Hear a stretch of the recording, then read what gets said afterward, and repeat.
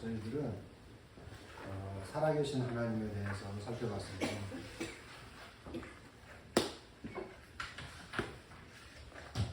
특별히 그 하나님은 스스로 계시는 분이시다.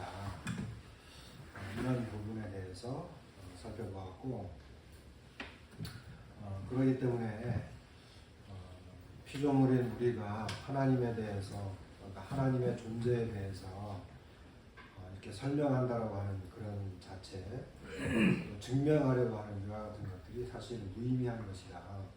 말은 할 수 있지만 하나님은 스스로 계시는 분이고, 또 되어진 이미 나타난 현상들을 보고 하나님이 계신 것을 말씀하고 계시기 때문에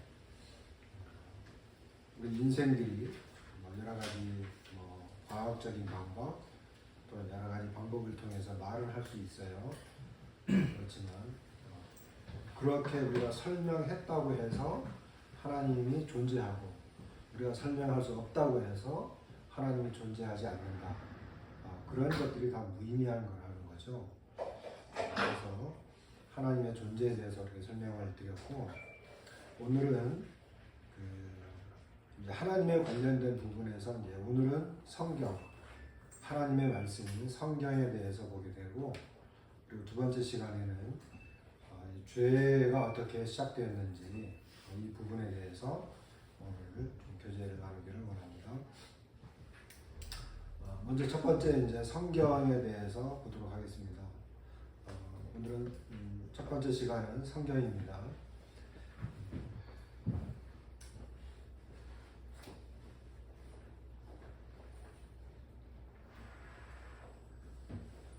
여기 말씀을 보게 되면 디모데후서 3장 15절 말씀이거든요. 또 어려서부터 성경을 알았느니, 여기 보면 성경은 능히 너로 하여금 그리스도 예수 안에 있는 믿음으로 말미암아 구원에 이르는 지혜가 있게 하느니라. 지난 시간에 언급되어진 내용 중에 하나가 뭐냐면, 하나님은 실제 존재하시는 분이시고 실존하시는 분이신데, 하나님은 또 자기의 존재를 드러내기를 원하신다는 거예요. 드러내기를 기뻐하시는 분이다. 이것을 이제 용어적으로 설명하면 계시라고 했습니다. 계시. 그래서 하나님은 우리 눈에 보이는 분은 아니지만 하나님은 자기 자신을 드러내기를 기뻐하신다. 나타내기를 기뻐하신다. 이와 같은 말씀이 있었습니다. 나중에 또 이런 내용이 또 언급이 되겠지만, 하나님께서 자신을 나타내는 방법은 보통 두 가지가 있어요. 그래서 첫 번째는 이제 일반 계시, 보편 계시라고 해가지고 일반적으로, 그러니까 어떤 자연들을 통해서 되어진 현상을 보고 하나님을 알 수 있고, 또는 어떤 역사적인 내용들을 통해서, 이 전 세계의 역사를 통해서 하나님을 알 수 있습니다. 다양한 방법으로 이제 하나님에 대해서 이제 하나님이 자신을 드러내시고 계시는데, 그러나 하나님께서 무엇보다도 자신을 분명하게 밝히 드러낸 것이 뭐냐면 특별 계시라는 거예요. 특별 계시도 두 가지가 있는데, 특별 계시의 첫 번째가 뭐냐면 성경이에요. 그래서 오늘 주제가 이제 성경이고, 그 다음에 두 번째가 뭐냐면 예수 그리스도예요. 그러니까 성경은 하나님을 기록한 것이고, 예수 그리스도는 하나님이 인간으로 오신 거예요. 이걸 이제 특별 계시라고 하고 직접적인 계시라고 말할 수 있어요. 그래서 성경을 통해서 하나님을 분명히 알 수가 있고, 예수 그리스도를 통해서 하나님을 알 수가 있습니다.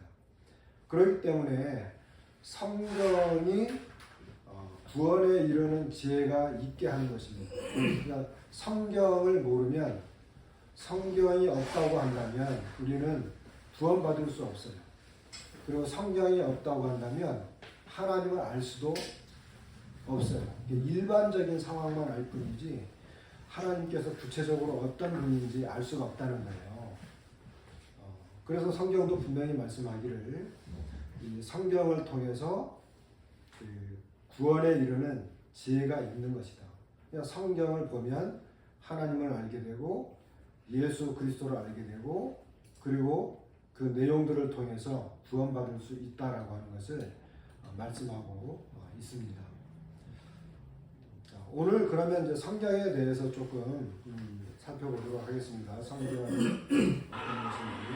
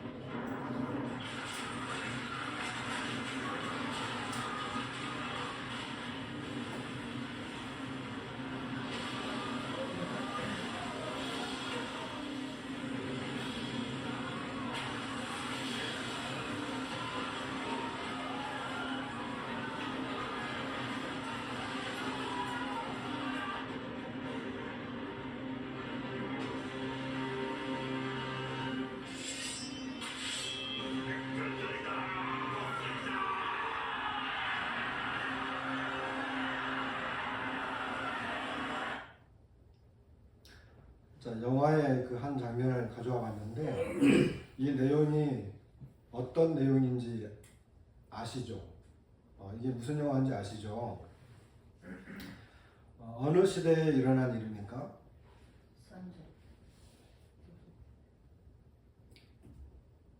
그것을 어떻게 알 수 있을까요? 우리는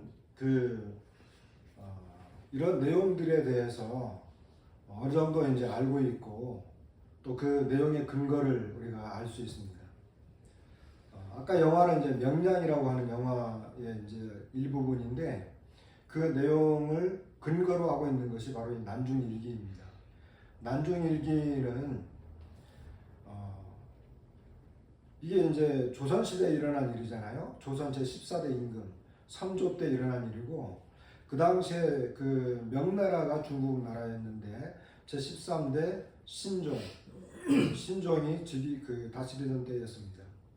그리고 그 우리나라 조선을 침략한 그 일본은 일본 왕 그 가타이토라고 하는 왕 제 107대 왕이 다스리던 기간이고 특별히 이제 도요토미 히데요시가 우리 그 나라를 침공한 그와 같은 시대입니다. 그래서 이것이 이제 임진왜란이라고 하는 우리에게는 매우 잘 알려진 이와 같은 것인데 이런 분명한 그 시대와 그 당시를 정확하게 말해주고 있는 그 근거 자료들이 분명히 있기 때문에 이와 같은 것들을 우리가 정확하게 알 수 있고 또 그것을 근거로 해가지고 뭐 이렇게 영화도 만들게 되고 또 이제 가르치기도 하고 그런 일들을 하게 되는 것입니다. 동일하게 성경 시대도 마찬가지입니다. 우리가 성경을 이야기하고 또 예수 그리스도에 대해서 이야기할 때 성경이 하나님의 말씀이라고 하는 것과 성경이 사실이라고 하는 것을 우리가 이제 이야기할 때 분명한 근거를 갖고 있지 않으면 그것에 대한 신뢰성을 잃어버리게 된다는 거죠. 누가복음 2장 1절에 보면 그때 가이사 아구스도가 영을 내려 천하로 다 호적하라 하였으니 그랬거든요. 여기 가이사 아구스도는 그 시저 아우구스투스를 말하는 거예요. 근데 이 아우구스투스는 로마의 그 초대 황제입니다. 이 사람의 재위 기간은 기원전 27년 1월 16일부터 기원 후 14년 8월 19일까지예요. 그리고 이제 우리가 잘 알고 있는 이름으로는 옥타비아누스예요. 안토니우스하고 그 클레오파트라가 이렇게 서로 사귀던 그 시대에 옥타비아누스가 이제 그 안토니우스 이쪽 해적을 물리치면서 이제 드디어 그 황제로 즉위하는. 그런데 어쨌든 이 누가복음 2장 1절에는 그 가이사 아우구스토가 영을 내려가지고 천하로 다 호적하라고 했다. 근데 이와 같은 역사적인 근거가 실제로 존재합니다. 그 다음에 이제 누가복음 3장 1절에 보면 디베리오 황제가 통치한 지 15해, 곧 본디오 빌라도가 유대 총독으로 부임했을 때인데, 여기 디베리오 황제는 티베리우스 황제를 말하는 거예요. 우리말로 옮기다 보니까 디베리오라고 했는데 티베리우스고, 이 티베리우스의 그 휘는 그 티베리우스 클라디우스 네로라고 하는 이런 휘를 갖고 있습니다. 이 사람의 재위 기간은 그 AD 14년부터 37년까지 실제로 존재했던 인물이고, 이 사람 그 재위 15해 때 본디오 빌라도가 유대 총독으로 부임을 왔는데, 이 빌라도의 석비라고 하는 것이 그 이탈리아에서 그 발견이 됐어요. 그 1961년 그 안토니오 프로바라고 하는 사람에 의해서 그 헤롯 1세의 신도시 가이사라의 원형 극장을 발굴하면서 이 석비를 발견했는데, 여기에 보면 그 티베리우스 임금 황제 때, 그 다음에 본디오 빌라도가 유대 총독으로 있었다라고 하는 것을 그 고고학적으로 이와 같은 것들이 그 발견이 됐습니다. 그래서 그 로마 시대의 황제들을 이와 같은 사람들이 있을 때 누가는 그 예수 그리스도에 관련된 사건들을 그대로 이제 언급을 했어요. 그 다음에 이제 예수님 당시에 그 이스라엘을 다스리던 그 왕이 헤롯이라고 하는 왕이거든요. 그런데 이 헤롯 왕에 관련된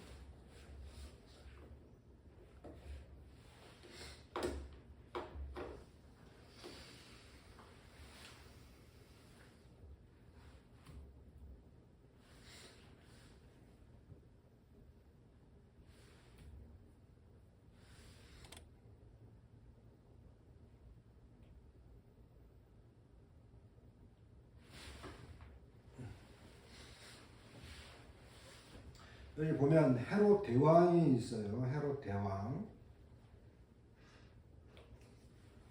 여기 이제 헤롯 대왕이 있잖아요. 이 헤롯 대왕은 헤롯 그 1세 그 헤롯 1세인데 그 예수님 탄생 시에 유다를 통치하던 왕입니다. 그리고 이제 이 사람의 그 아들이 그 아켈라오라고 하는 아들이 있는데, 이 사람이 이제 그 예수님이 에집트로 피난을 갔다가 다시 이스라엘로 돌아올 때 그 유대 땅으로 바로 오지 못하고 나사렛으로 가게 되는, 이 사람이 굉장히 그 악한 그 아들이었거든요. 그 다음에 이제 그 헤롯 빌립 2세라고 하는 사람이 있는데, 이 사람도 이제 그 예수님 당시 사람인데, 이 사람은 특별히 그 저쪽 그 이스라엘의 북쪽 지역을 이렇게 다스리던 그 분봉 왕입니다.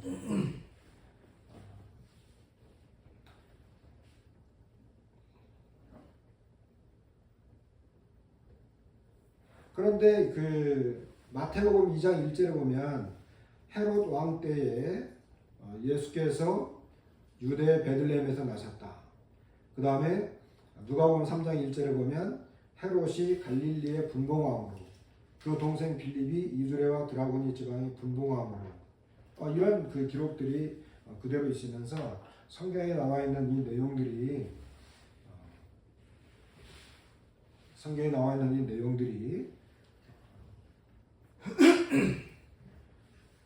역사적인 그 사실들을 가지고 그대로 언급이 되는 것을 보게 됩니다.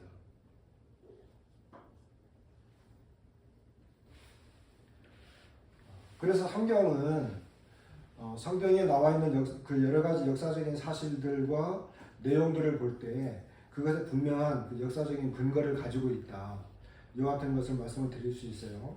그러나 제가 언젠가 말씀드린 것처럼 성경의 역사는 세속 역사하고는 달라요.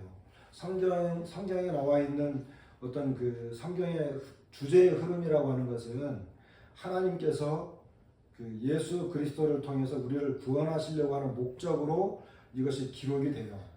그러니까 성경 저자들은 세속 역사를 기준으로 해서 어떤 순서 나열대로 기록하는 게 아니라 어떤 구원을 하기 위한 목적으로, 그리고 예수 그리스도를 통해서 예수 그리스도를 그 중점으로 기록하려고 했기 때문에 약간 차이가 있지만, 그러나 그 내용을 들어가 보면 그 역사적인, 그 세속 역사적인 자료들하고 그 연관되어지면서 그 분명한 근거를 가지고 있다.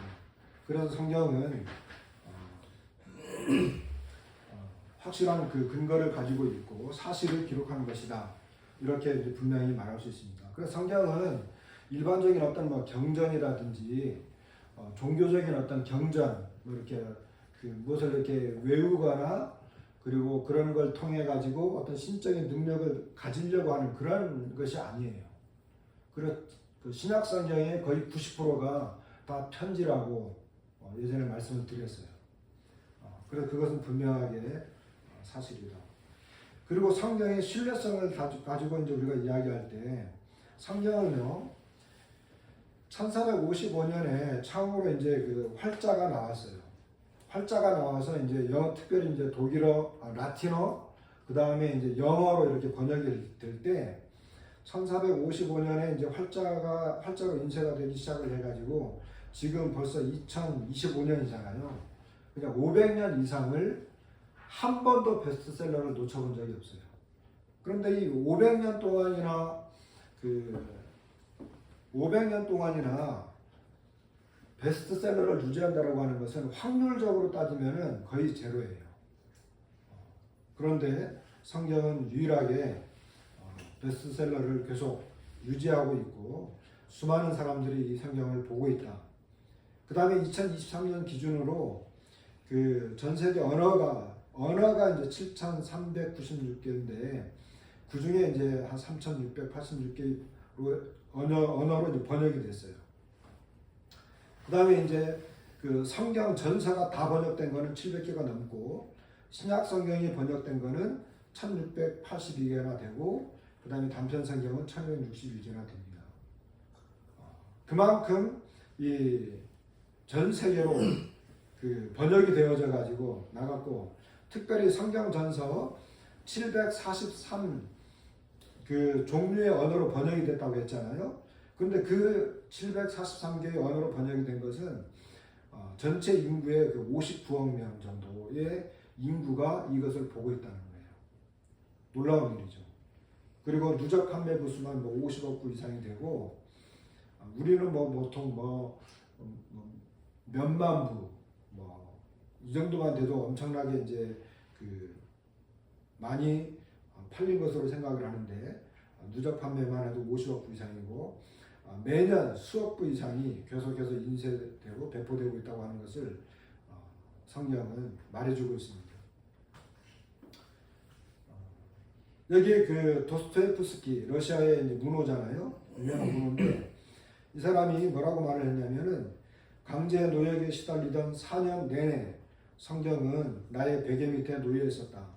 혼자 성경을 읽을 때도 있었지만 다른 사람들에게 읽어주던 때도 있었다. 성경으로 그를 가르치기도 했다. 나는 예수 그리스도가 없는 인간의 삶을 상상할 수조차 없다. 아무리 훌륭한 진리와 부귀가 있다 해도 그것이 신앙에 위배된다면 나는 그리스도의 편에 설 것이다. 이런 이야기를 하면서 도스토옙스키는 이 성경을 신뢰하고 그것을 굉장히 애용했던 이와 같은 그 학자인 것을 보게 됩니다. 그 다음에 이제 또 다른 내용은 고서 검증법이라고 하는 게 있습니다. 그 옛날 고서들이 있잖아요. 이런 고서들의 그 정확도, 신빙성, 이와 같은 것들을 검증하는 방법이 있는데, 고서 검증법에서 굉장히 중요한 것이 뭐냐면, 원본이 있다고 한다면 사본이 있을 거잖아요. 그런데 이제 원본과 사본의 간격, 원본이 기록된 다음에 사본의 연대가 얼마나 가까이에 있느냐, 이것이 굉장히 중요해요. 왜냐하면 원본 연대가 가까우면 가까울수록 사본은 신뢰를 할 수 있는 거거든요. 그 다음에 이제 남아있는 사본들이 많으면 많을수록, 그리고 이 사본들 간의 일치가 어느 정도 되고 있느냐, 그리고 이 다른 사본 말고 다른 외적인 자료들이 많이 있을 건데 그 외적인 자료들과 사본들과 어느 정도 일치를 하고 있느냐, 이것이 굉장히 중요하다는 거예요. 그래서 그런 근거를 가지고 있을 때 이 고서, 아주 오래된 책들, 이와 같은 것들이 얼마만큼 신뢰할 수 있고 신빙성을 가지고 있느냐 하는 것을 우리가 알 수 있다는 것입니다.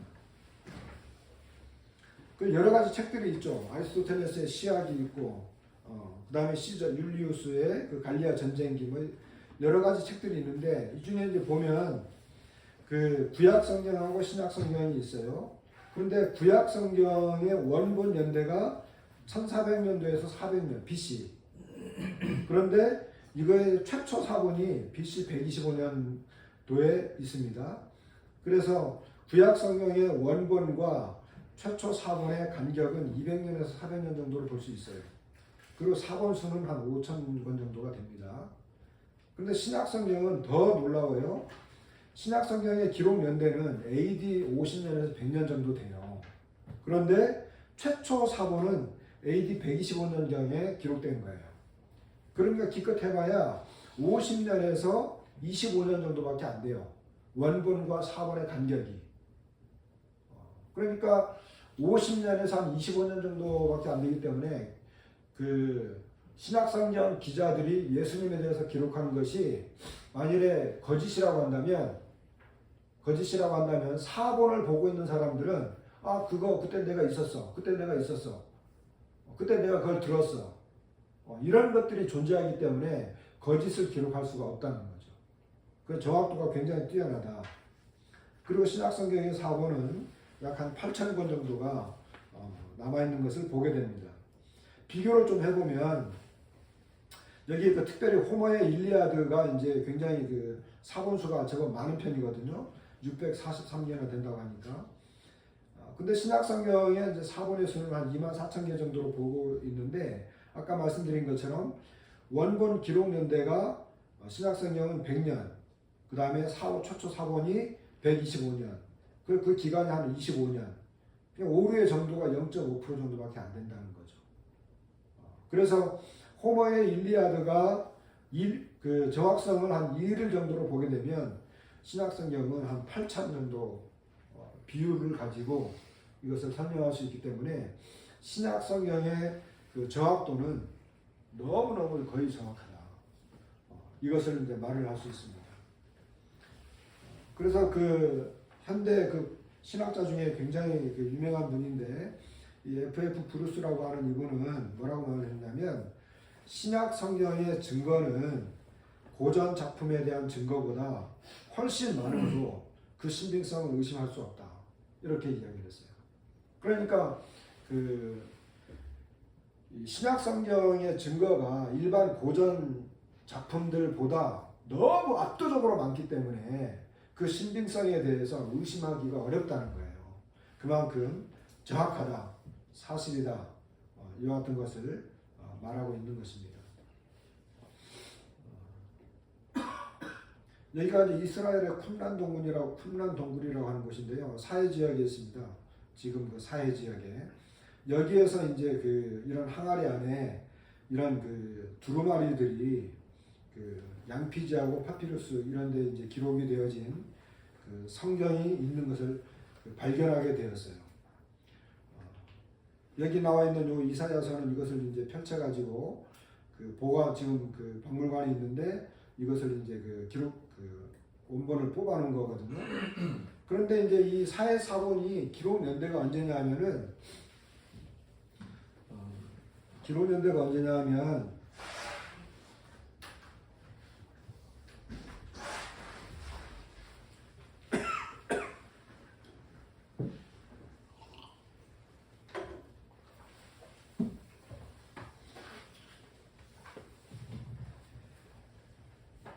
거의 BC 한 200년 정도 돼요. BC 한 200년 정도. 125년에서 한 200년 정도 BC 그 정도 기간에 써진 거거든요. 근데 이 사해사본이 발견됐을 당시에 사람들이 보던 사본이 뭐냐면은 라틴어로 그 기록되어진 건데 이 마소라 사본이라고 그래가지고 이것을 이제 알레포 사본이라고 해요. 또 다른 사본이 있는데 이것은 약 한 900년, 925년경에 925년 또는 930년경에 기록되어진 이 사본이에요. 이 사본이. 그러니까 이 사해사본이 기록될 당시에 요 성경을 보고 있었어요. 요 성경을 보고 있었는데 마침 요 사해사본이 발견이 된 거예요. 그러니까 사람들이 이제 궁금하겠죠. 야, 한 1100년 정도의 기간이 지난 다음에 보고 있는 성경을 우리가 보고 있는데 그러면 이 1100년 전에 기록되어진 요 사본하고 지금 우리가 보고 있는 사본하고 내용이 얼마만큼 정확할 거냐 이거 궁금할 거잖아요. 그래서 이제 요것을 이제 쫙 펼쳐가지고 봤는데 아까 우리가 그 이사야서 봤잖아요. 이사야서 성경을 이제 대표적으로 이제 보게 되는데 내용이 뭐 거의 100% 정확을 했어요. 내용이. 그리고 기록된 이 내용 중에 뭐 틀린다고 한다면은 그 뒤에 어미 같은 거, 어미 부분 이런 부분만 살짝 좀 이렇게 달랐을 뿐이지 내용이 거의 똑같다 이렇게 된 거예요. 그래서 성경 사본과 사본 간의 일치가 너무 뚜렷하기 때문에 분명 맞았기 때문에 신약 성경은 그 성경은 그 사본들을 우리가 완전히 신뢰할 수 있다. 이렇게 이제 증명이 되는 거예요. 그래서 이 사해사본이 발견됐다라고 하는 1947년도에 발견됐는데 이 사해사본이 발견된 것은 그 세계 역사의 아주 획기적인 기점이에요. 획기적인 기점. 왜냐하면 수많은 사람들이 성경을 보고 있고 믿고 이것을 이제 진리로 여기고 있는데 이 성경 사본들 간의 일치와 정확도가 굉장히 궁금했었거든요. 그런데 1000년이 지났지만 여전히 그 사본들은 변함없이 정확했다. 이것이 이제 증명되어졌기 때문에 이 성경에 대한 신뢰도가 굉장히 높았고 신빙성을 갖게 된 것입니다.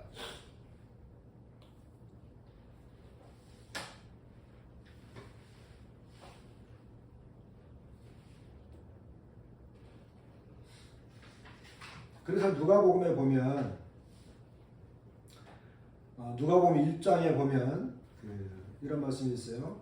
우리 중에 이루어진 사실에 대하여 처음부터 목격자와 말씀에 일꾼된 자들이 전하여 준 그대로 내력을 저술하려고 부설된 사람이 많은지라. 그 모든 일을 근원부터 자세히 미루어 살핀 나도 데오빌로 각하에게 차례대로 써 보내는 것이 좋은 줄 알았느니. 성경을 기록한 원칙 그리고 성경을 기록한 그 목적에 대해서 누가복음 1장에 이렇게 분명히 나와 있어요. 이 누가는 신약 성경을 기록한 그 사람들 중에 거의 유일하게 이방인이었어요. 다 이제 그 유대인들이었는데 누가만 이방인이었다고 이렇게 보여집니다. 그런데 이 누가는 또 직책이 직업이 의사였어요. 나중에 이제 사도 바울하고 함께 여행을 오랫동안 다녔던 사람인데, 그래서 누가복음 이 사도 바울의 기록 글을 보게 되면 굉장히 일단은 전문적이다. 그리고 정확도가 굉장히 높다. 표현 정확도가 굉장히 높다. 그리고 누가는 의사이기 때문에 의학적인 용어들이 많다. 그리고 굉장히 섬세하고 수려하다. 이와 같은 것들을 이제 이 사람의 저서를 보고 특별히 누가는 이제 누가복음하고 사도행전을 기록을 했는데 그런 특징을 볼 수 있어요. 그런데 처음에 기록하면서 이 사람이 뭐라고 말을 하냐면 우리 중에 이루어진 사실에 대해서 기록했다는 거예요. 사실에 대해서. 그러니까 누가는 어떤 사실이 이루어졌는데 그 이루어진 사실들에 대해서 먼저 기록을 했다는 거예요. 그리고 여기 보면 목격자들이 있고 그 다음에 이 말씀을 또 다른 이 말씀들을 기록한 그 일꾼들이 있었는데 이런 사람들이 전하여 준 대로 그러니까 맨 처음에 어떤 글을 쓸 때에는 그 당시에는 이제 어떤 그 이야기와 이야기로 서로 이렇게 연결이 되잖아요. 그래서 처음에는 이렇게 구술적인 방법으로 어떤 사실이 이렇게 전달돼 내려왔는데 그런 것들을 그 목격자들을 통해서 그리고 또 다른 이 예수님에 대해서 증언했던 사람들 그리고 예수님의 제자들 이런 사람들을 만나면서 그 사람들이 이야기하는 것에 대해서 그대로 내력을 저술했다. 그러니까 그 사건의 발단과 어떤 전개 과정 그리고 그 후의 결말 이와 같은 것들에 대해서 기록을 했는데 누가만 그런 것이 아니라 많은 사람들이 그것을 기록했다는 거예요.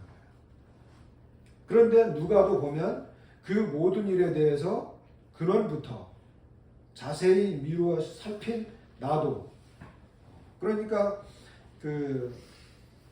누가가 이 성경을 기록할 때 어떤 사건이 어떻게 시작됐는지 그리고 그 내용들이 어떻게 진행되었는지에 대해서 자세히 살펴본 다음에 이와 같은 것들을 기록했다는 거예요.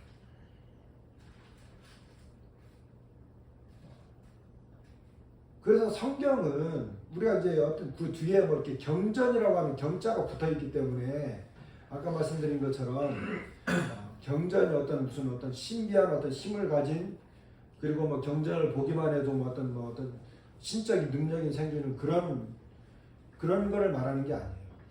예를 들어 가지고 지난번에 무슨 역사 무슨 탐방하는 그런 내용을 제가 다큐멘터리를 본 적이 있는데 네팔에 가면요 히브리 경전들을 이렇게 파놓은 원통형이 있대요. 원통형으로 이렇게 경전들을 파가지고 이런 막대기 같은데 쫙 꽂아놔요. 근데 이게 돌아가게 돼 있어요. 그러니까 사람들이 그 경전의 내용은 중요하지 않고 지나가면서 그 경전을 지나가면서 툭툭툭툭 치면서 지나가면 경전이 뱅글뱅글 돌아가. 그러면 그 경전의 어떤 능력과 힘이 그 사람에게 임한다는 거예요. 근데 성경은 전혀 그렇지 않아요. 그와 같이 허황되고 어떤 신비한 힘을 가진 그런 게 아니고 사실적인 내용을 자세히 살펴서 여러 사람들의 증거를 모아가지고 이 증명된 것들을 자세히 기록을 한 거예요. 그러니까 사실을 기록해 놓은 거예요. 그리고 이것이 오늘날 아까 본 것처럼 로마의 역사, 그 당시 로마니까 로마 당시의 그 역사, 그리고 헤롯 왕가라고 하는 이런 사람 그 왕가의 어떤 역사의 그 흐름 속에서 똑같이 그 근거를 가지고 있어요. 그만큼 성경은 정확하고 높은 신뢰도를 가지고 우리에게 사실을 알려준 내용이다는 거예요. 그래서 우리는 성경에 나와 있는 그 내용을 통해서 그 내용을 믿고 그리고 그 내용이 증명하는 그 예수 그리스도를 믿는 거예요.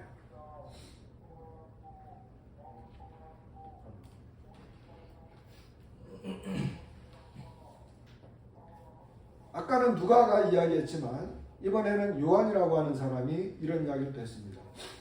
요한은 요한복음을 기록하고 마지막에 뭐라고 말하냐면 오직 이것을 기록함은 너희로 예수께서 하나님의 아들 그리스도심을 믿게 하려 하며 또 너희로 믿고 그 이름을 힘입어 생명을 얻게 하려 함이니라. 이것을 기록한 목적이 있어요. 뭐냐 하면은 예수님이 하나님의 아들 그리스도사, 이걸 믿게 하기 위해서 기록했다는 거예요.